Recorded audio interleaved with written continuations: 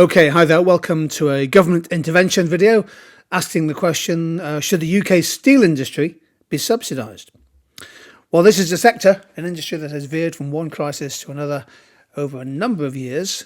In terms of background, a combination of very, very strong competition from highly subsidised steelmakers overseas, allied to very high domestic costs, including the cost of energy, as many UK steel plants struggle to be financially viable, economically competitive in the global market.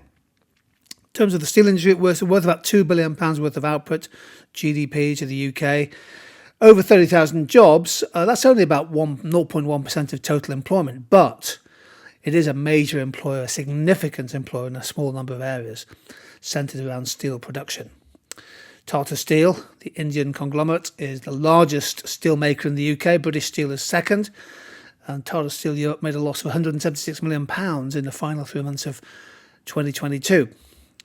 Now, as background, the government has offered Tata Steel UK and British Steel about £300 million each in aid, in support, in subsidy. It's estimated that it's going to cost about £2 billion to decarbonise steel plants in the UK to meet the UK's net zero objectives. So £300 million in that context is quite small, but it's still a substantial amount of money, but it is less than the billions offered to European rivals. And a little bit of context, just to finish with, in 2022 was a very difficult year for steel production in the UK.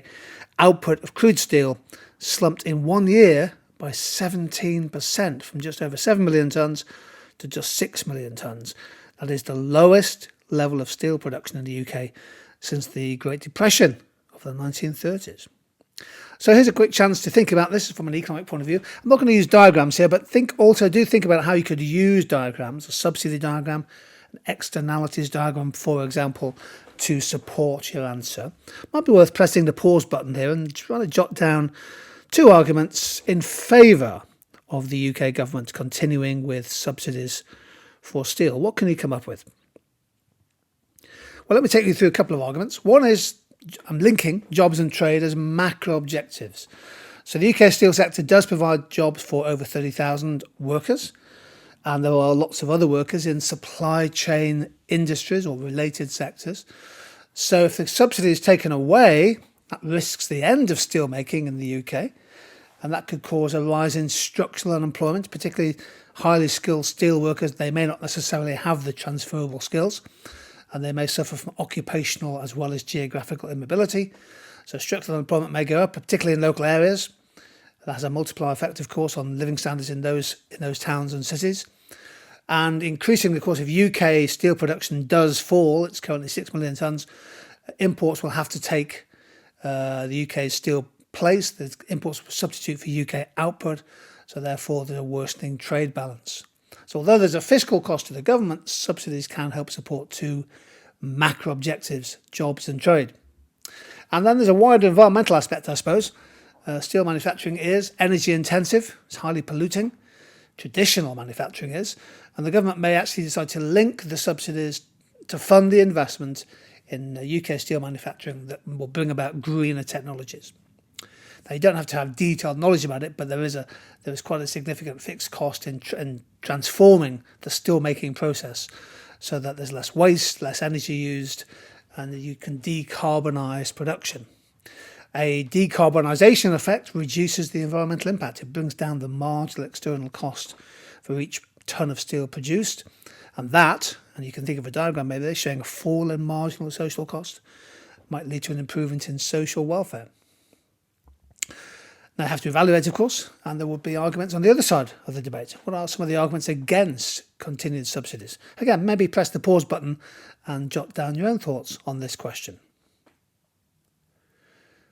So what about employment? What about arguments against subsidy? Well, typically, of course, these are associated with economists who favour the importance of free market forces, the risk of government failure are considered, and they're against intervention. One of the arguments is the fiscal cost. Subsidies, hundreds of millions of pounds, they come at a cost to taxpayers, increases the fiscal deficit and the national debt, and they have an opportunity cost. So money subsidising steel might use that, we'll emphasise that word, be redirected from spending such as social housing, education initiatives, improved health and social care, which could, in theory, have a higher social and economic return. So it's a question of priorities, and it's a question of value judgments, or whether you think the subsidy on steel might be better spent elsewhere. Of course, it's not necessarily the case that the subsidy diverts money from these areas. The government could borrow extra money. And then the wider issue, I suppose, is this issue of efficiency. Do subsidies hamper efficiency? On the one hand, you can make a case for saying that subsidies help to fund decarbonisation. Opponents of subsidy would argue that financial support can discourage innovation and investment in new technology, because you're taking away the need for companies driven by the profit motive to compete based on cost efficiency. So in the long run, that can result in a less innovative, less competitive steel sector. And linked to that is the idea that subsidies artificially distort the market. What the UK might try to do instead is negotiate free trade deals with countries that have a cost advantage in steel, so that we can import the steel at cheaper prices without necessarily the need for subsidy. So there are two arguments against subsidies for steel. Now, some of the issues facing the steel sector are cyclical. The current recession, for example, reducing the demand for new housing and new building. Some of them are perhaps short-term, the surge in the price of oil and gas. Obviously, steel is energy intensive. But I think many of the challenges facing steel are long-term. The reality is that steel is cheaper to produce in other countries, particularly certain types of steel. And the fixed costs of decarbonisation are really, really high. The EU does give larger subsidies to their steel makers, and that's a point of difference. Of course, the UK has now left the European Union. But if a business isn't viable in the long term, can we justify subsidies? Or is there a risk of one or more forms of government failure? Is it better economics to step in to subsidise a sunset industry through subsidy?